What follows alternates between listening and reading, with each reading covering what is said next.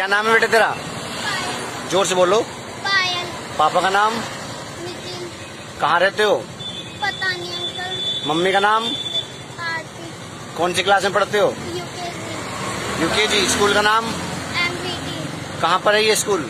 हाँ? स्कूल कहाँ पर है? पता नहीं अंकल। सेक्टर 11 में ही? हाँ मेरठ में। मेरठ में? मेरठ से तुम्हें नहीं यहाँ नहीं वो क्या बोल रही है, वो क्या नाम है?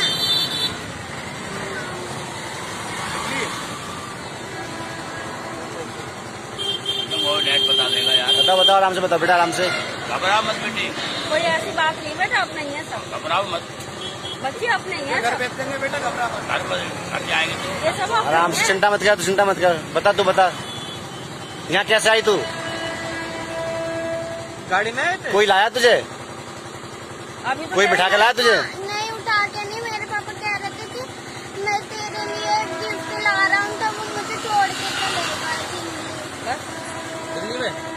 तो आप यहाँ पैदल पैदल आए हो क्या? दिल्ली में किस जगह? पता नहीं